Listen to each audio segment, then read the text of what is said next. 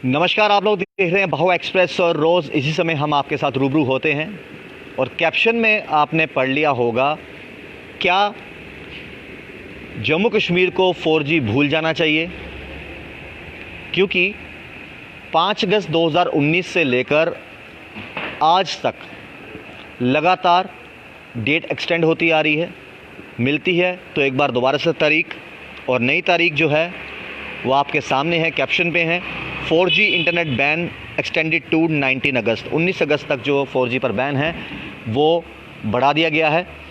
काफ़ी दिनों से जो है ये कहा जा रहा था कि 5 अगस्त को 4G शुरू होने के आसार लग रहे हैं, लेकिन ऐसा कुछ भी नहीं है। उन तमाम अटकलों पर पूर्ण विराम लग चुका है और 4G क्या आप जम्मू कश्मीर वाले भूल जाएं? लगातार और हर रोज़ हम आपको मीडिया बुलेटिन बताते हैं कहां से कितने केसेस आए। और अगर आज के मीडिया बुलेटिन की बात करें, एक बार दोबारा से आंकड़ा 540 का है। जम्मू कश्मीर यूटी में सबसे ज़्यादा आंकड़ा जो है एक बार फिर से श्रीनगर डिस्ट्रिक्ट से सामने आया है। 203 का आंकड़ा श्रीनगर का है पॉजिटिव केसेस का। वही बारामूला डिस्ट्रिक्ट की बात करें तो 20 पॉजिटिव केसेस।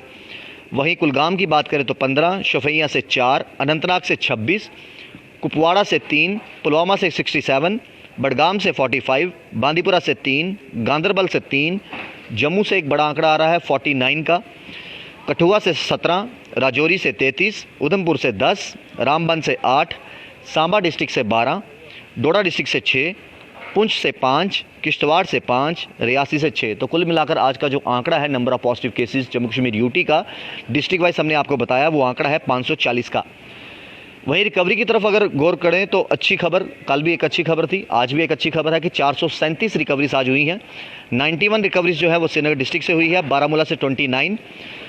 कुलगाम डिस्ट्रिक्ट में जहां आज नंबर ऑफ पॉजिटिव केसेस 15 सामने आए हैं, वही रिकवरीज की तरफ गौर करें तो 143 का आंकड़ा है, यानी 143 रिकवरीज आज कुलगाम डिस्ट्रिक्ट से हुई हैं।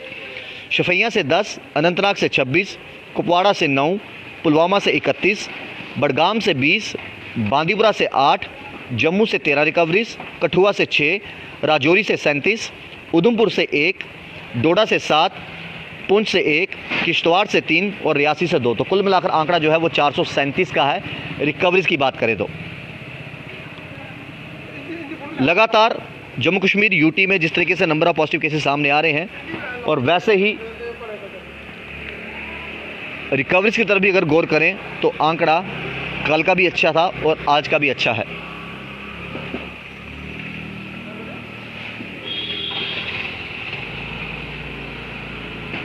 वहीं अगर MHA की बात करें, एक नया ऑर्डर सामने आया है, यानी अनलॉक 3 की गाइडलाइन सामने आई है। हमारे साथ श्रीनगर के हमारे संवाददाता अमजद फ़ोन लाइन पर मौजूद हैं। अमजद, एक कैप्शन जो हमने डाला है आज, क्या जम्मू कश्मीर वासियों को 4G भूल जाना चाहिए? क्योंकि तारीख पे तारीख लगातार पिछले 5 अगस्त 2019 से लगातार आती जा रही है, तो क्या आप जम्मू कश्मीर वासियों को 4G के बारे में भूल जाना चाहिए? राहुल जी, 4G की जिस तरह से हम लोग कंटिन्यूसली बात कर रहे हैं पिछले काफी समय से, आपको याद होगा कुछ दिन पहले हमने एक ट्वीट के बारे में बात की थी। तो ट्वीट जो मेंबर ऑफ पार्लियामेंट भी रहे हैं तारिक अहमद कराची, उन्होंने ट्वीट डाला था कि उनके कोई हाईली प्लेस्ड सोर्सेज हैं जो कहते हैं कि 4G इंटरनेट सर्विसेज 5 अगस्त को रिज्यूम होंगी। उसके बाद भी कल के दिन में भी एक तरह से हमने देखा किस तरह से जो हियरिंग सुप्रीम कोर्ट के अंदर हुई कि 4G के इंटरनेट सर्विसेज पर अगर कोई भी एडवाइजरी, कोई भी ऐसा रिक्वेस्ट इशू किया गया है government of Jammu and Kashmir की तरफ से, तो वो रिक्वेस्ट जो है वो कहीं ना कहीं फाइल की जाए सुप्रीम कोर्ट के अंदर एक रिव्यू के लिए। तो आज एक और ऑर्डर सामने आया है, जिस ऑर्डर के चलते हमने देखा, जिस तरह से हमने आपको बताया कि अभी 19 अगस्त तक के लिए जो 19 अगस्त तक के लिए जो बैन है वो बढ़ा दिया गया है 4G इंटरनेट के ऊपर। यानी अभी भी जम्मू कश्मीर समेत जो यूनियन गवर्नमेंट है वो किसी भी ऐसे मोड पर नहीं है, किसी भी ऐसे पॉइंट पर नहीं है कि वो 4G इंटरनेट सर्विसेज की रेस्टोरेशन को कंसिडर भी करे। जम्मू कश्मीर में जिस तरह से आपको याद है, कुछ समय पहले यूनियन होम मिनिस्ट्री की तरफ से एक ऑर्डर इशू हुआ जिसमें उन्होंने कहा कि जम्मू कश्मीर में जो 4G इंटरनेट सर्विसेज हैं उनके रेस्टोरेशन पर अभी कोई ख्याल ही नहीं है, उन पर अभी सोचा भी नहीं जा सकता। लेकिन कुछ दिनों की बात करें तो अमजद, बहुत से लोग ये अटकलें लगा रहे थे कि शायद 5 अगस्त को 4G शुरू हो सकता है। इस तरह की बातें भी जो है वो कहीं ना कहीं सामने आ रही थी। तो बहुत से लोग उम्मीद जता के बैठे थे कि कहीं ना कहीं 1 साल पूरा होने को आ रहा है धारा 370 को टूटे हुए, और शायद सरकार इस बारे में सोचे कि अब 1 साल के बाद दोबारा से 4G शुरू किया जाए। राहुल जी, जिस तरह से हमने पहले भी बात की और हमने आपको भी बताया है, हमारी व्यूअर्स को भी बताया है कि जो 4G इंटरनेट सर्विसेज की बैन है वो बेसिकली जम्मू कश्मीर के जो प्रिंसिपल सेक्रेटरी हैं वो अपने ऑर्डर में जब भी लिखते हैं तो उसमें यही लिखा होता है कि इंटरनेट सर्विसेज की जो यूजेज है वो काफ़ी ज़्यादा नेगेटिव होती है। प्लानिंग और एग्जीक्यूशन मिलिटेंट अटैक की होती है, जिनमें चाहे मिलिटेंट और सिक्योरिटी फोर्सेस पर अटैक करे, पॉलिटिकल वर्कर्स पर अटैक करे, या फिर इनोसेंट लोगों पर अटैक करे, या फिर जो खिलाफ कहीं ना कहीं कंट्री के इंटरेस्ट के खिलाफ है उनको प्रोपेगेट करने में इस्तेमाल करती है, या फिर जो यूथ है उनको मिसगाइड करने में और एक तरह से जो मिलिटेंट रैंक्स उनको ज्वाइन करने के लिए इस्तेमाल करती है। तो एक सवाल बड़ा सुप्रीम कोर्ट में ये भी खड़ा किया गया था कि क्या जम्मू कश्मीर के अंदर ये चीजें 2G इंटरनेट पर नहीं हो सकती। तो ये एक बड़ा सवाल था, जिस सवाल को कल कहीं ना कहीं एक तरह से एक ऑडियो वायरल जो हुआ उस ऑडियो ने किया, ये ऑडियो दोबारा से एक सवाल जो ये स्टेटमेंट्स आती है इन पर खड़ा किया गया है। क्योंकि आपको याद होगा कुछ दिन पहले कल एक ऑडियो वायरल हुआ था जो हिजबुल मुजाहिदीन के कमांडर हैदर जो नाम के कमांडर हैं उन्होंने वायरल किया, जिसमें उन्होंने ये कहा कि जम्मू कश्मीर की जो पुलिस है, जम्मू कश्मीर के गवर्नमेंट ऑफिशियल्स हैं या वो पॉलिटिकल वर्कर्स हैं जो प्रो इंडिया काम करते हैं, या फिर जिन्होंने अभी तक जम्मू कश्मीर के अंदर किसी भी तरह का जो एट्रोसिटिक रेगुलेशंस हैं इंडिया की उनको इम्प्लीमेंट करने में मदद किया है, या वो मीडिया पर्सन जो प्रो इंडिया रिपोर्ट करते हैं, वो मीडिया पर्सन जो कुछ उनके पसंद की अपडेट्स हैं वो नहीं शो करते हैं, उन पर हमारी नजर है और कहीं ना कहीं उन्हें एक तरह से धमकी भी दी है। तो ये जो सवाल सुप्रीम कोर्ट में खड़ा किया गया था, अब ये सवाल जो है ये रियलिटी में सामने नजर आते हुए दिख रहा है कि क्या ये एक्टिविटी 2G इंटरनेट पर नहीं हो सकती, और क्या आप अगर ये चीज बता रहे हैं कि ऐसी एक्टिविटीज को रोकने के लिए हम लोगों ने 4G इंटरनेट को बैन किया है, तो ये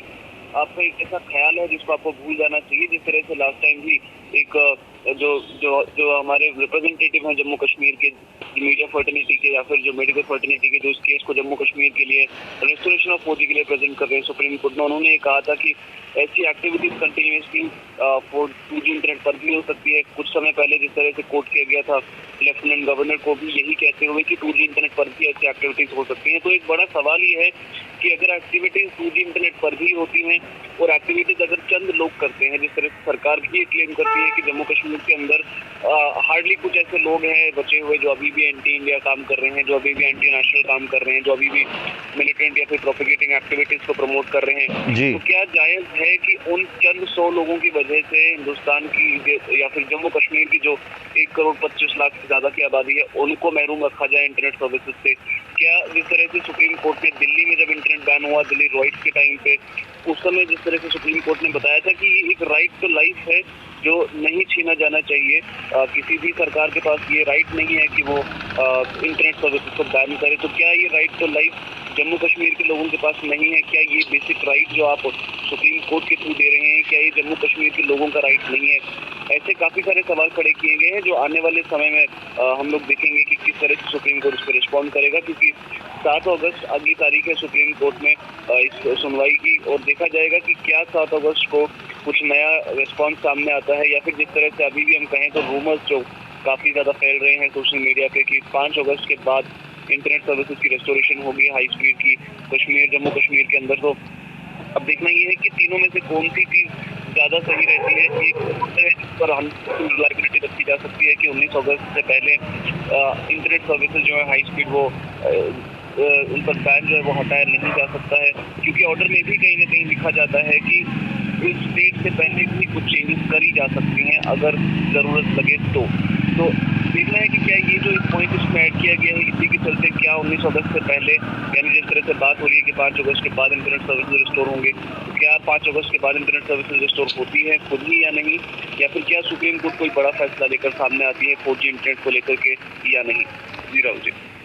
अमजद, जिस तरीके से एमएचए का ऑर्डर सामने आया है, अनलॉक 3 की गाइडलाइन सामने आई हैं, जहां पर साफ तौर पर लिखा गया है कि जो 1 अगस्त से इंप्लीमेंट होंगी।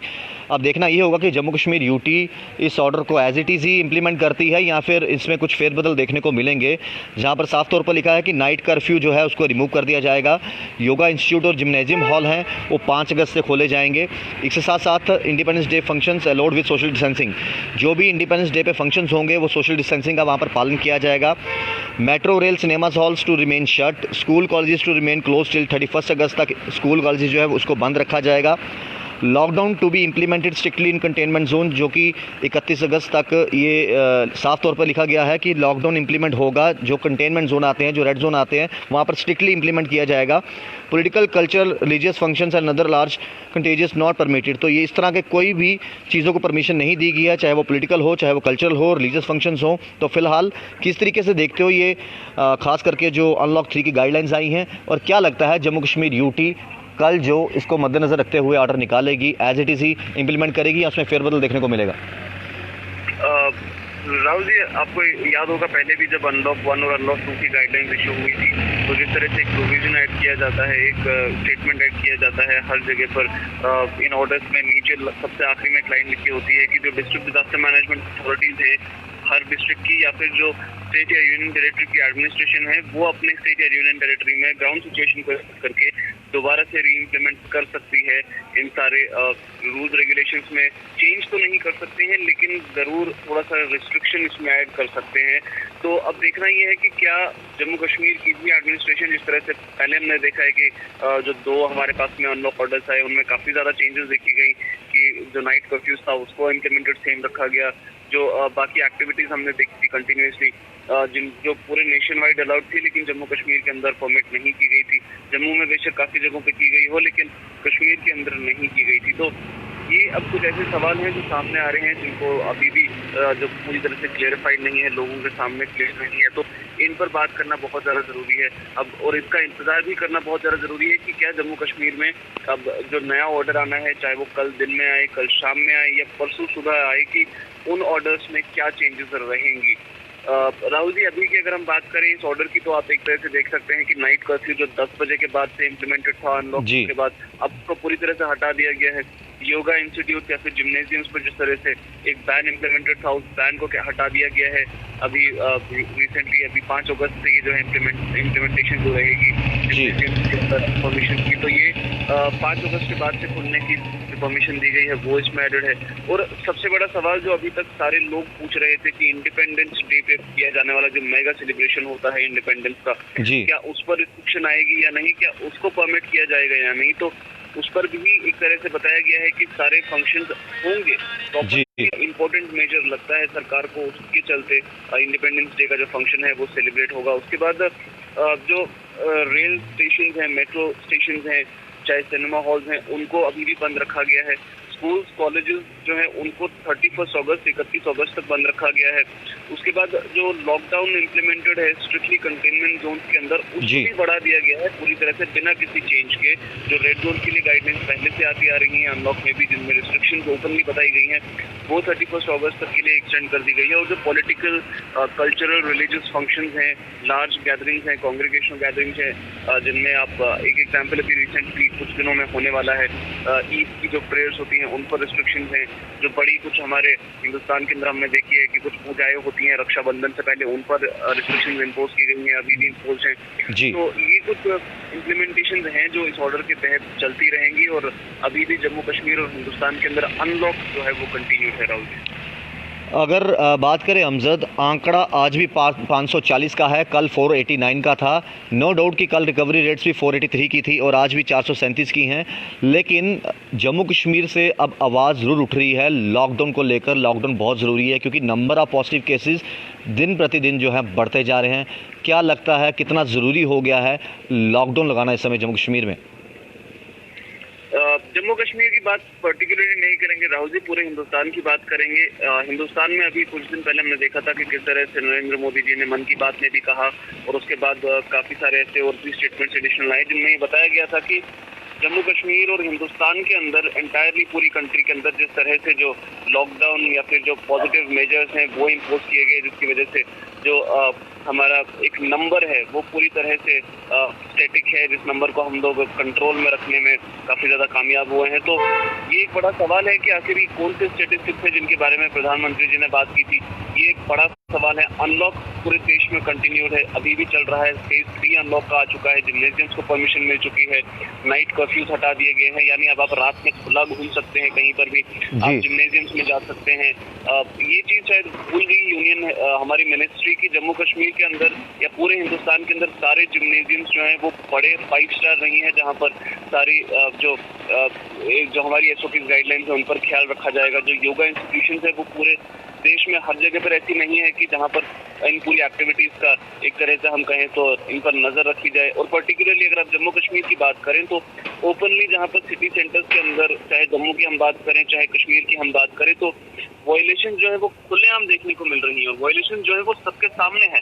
तो जब हम लोग एक छोटे से शहर के अंदर वायलेशन को कंट्रोल नहीं कर पा रहे हैं, कहीं ना कहीं एडमिनिस्ट्रेशन हाथ खड़े करते हुए नजर आ रही है अपना, तो सवाल ये है कि पूरे देश के अंदर किस तरह से इन एक्टिविटीज को कंट्रोल किया जाएगा, ये अब आने वाले दिनों में देखना है और ये बहुत बड़ा चैलेंज है। उसके साथ साथ आपने नंबर्स की बात की, अगर हम परफॉर्मेंस की बात करें तो बेशक सरकार कह रही है कि हमने अच्छा परफॉर्म किया है, लेकिन अच्छा परफॉर्म हमने रोकने में नहीं, अपने नंबर्स को बढ़ाने में किया है राहुल जी, क्योंकि हमारे जो नंबर्स है वो कंटिन्यूसली बढ़ रहे हैं। हम कहाँ, जब कोविड-19 शुरू हुआ था तो हम लोग 120 के आंकड़े पर थे और आज के दिन में हम लोग तीसरे नंबर पर हैं कोविड-19 के केसेस में पूरी दुनिया में अगर हम बात करें। और fastest growing number of covid cases अभी इंडिया में है पूरी दुनिया के अंदर, यानी पूरी दुनिया में चाहे USA की बात करें, आप इंडिया की बात करें या टॉप 3rd नंबर पे जो कंट्री साथ है लिस्ट में उसकी आप बात करें, तो सबसे ज्यादा केसेस 24 आवर्स के अंदर पूरे इंडिया में सिर्फ आ रहे हैं। हमने देखा है किस तरह से रिसेंटली इंडिया के अंदर 24 घंटे में 50,000 केसेस पॉजिटिव हुए, रिपोर्ट हुए। तो ये एक ऐसी रिपोर्ट है जिन पर हमें बहुत ज्यादा नजर रखने की जरूरत है। और अनलॉक की अगर हम बात करें तो अभी के लिए अनलॉक जरूरी नहीं है हिंदुस्तान के अंदर। अभी के लिए हिंदुस्तान को चाहिए, पूरे हिंदुस्तान को, पूरी भारत को अभी जरूरत है एक स्ट्रिक्ट लॉकडाउन की, जिससे ये 50,000 पर 24 आवर्स के जो केसेस हैं इन पर एक तरह से रिस्ट्रिक्शन लग जाए। क्योंकि अभी हम लोग अगर बात करें तो राहुल जी लगभग हमारे पास में 15,82,000 केसेस पॉजिटिव हैं, जिनमें अगर हम लोग पिछले 24 घंटे की बात करें तो 50,446 केसेस पॉजिटिव आए हैं। डेथ की अगर हम बात करें तो टोटल 34,900, लगभग 35,000 डेथ हो चुकी हैं, जिनमें अगर हम लोग पिछले 24 घंटे की डेथ का आंकड़ा बताएं तो 770 से ज्यादा डेथ हो चुकी हैं। तो और कंटिन्यूड है डेथ अभी भी। तो ये जो सीरियस क्रिटिकल केसेस हमारे पास में एक समय में हम लोग पर मिलियन यानी 1 लाख केसेस के अंदर 2 या 3 हुआ करते थे, अभी 8,940 लगभग 9,000 केसेस हमारे पास में सीरियस क्रिटिकल 24 घंटे के अंदर आ रहे हैं। उसके बाद अगर हम लोग हमारी जो टोटल केसेस पर 1 मिलियन की अगर हम बात करें, जब हमने तब भी बात की थी कि लाख के हिसाब से हिंदुस्तान में अगर रेशियो लगाया जाए तो 0.04 का रेशियो था, यानी लाख के अंदर पूरे 4 व्यक्ति भी ऐसे नहीं थे जो पॉजिटिव आ रहे थे 1 मिलियन के टेस्ट के बाद टोटल केसेस के हिसाब से। लेकिन अभी लगभग 11,000 केसेस हमारे पास में 1 मिलियन के रेशियो के हिसाब से पॉजिटिव आ रहे हैं।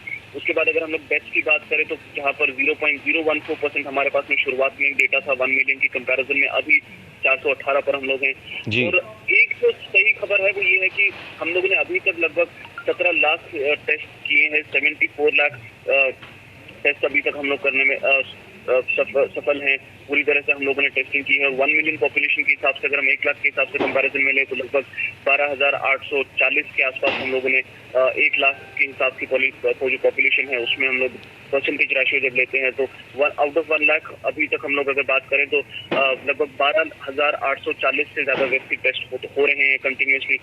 तो अभी देखने वाली बात ये है कि इतने बड़े आंकड़े जब हमारे पास नंबर ऑफ केसेस जो बढ़ रहे हैं पर 24 आवर्स वो हैं, इतने बड़े आंकड़े जब हमारे पास में नंबर ऑफ डेथ्स पर 24 आवर्स बढ़ रहे हैं, इतना बड़ा आंकड़ा हमारे पास में 4,000 से ज्यादा का आंकड़ा हमारे पास में सीरियस लगभग 9,000 का आंकड़ा हमारे पास में सीरियस क्रिटिकल पेशेंट्स का है वो बढ़ रहा है। और उसके साथ साथ हमारे जो कुल केसेस हैं वो भी काफी ज्यादा बढ़ रहे हैं। और इस तरह से मैंने आपको पहले ही बताया राहुल जी की पर 24 आवर्स पूरी दुनिया में सबसे ज्यादा बढ़ते हुए केसेस हिंदुस्तान के अंदर है। अब USA की बात कर लीजिए जहाँ पे 40 लाख से ज्यादा केसेस पॉजिटिव है, वहां पर हमने देखा है कि किस तरह से लगभग अभी भी 24 घंटे के अंदर सिर्फ 21,000 केसेस ही पॉजिटिव आ रहे हैं।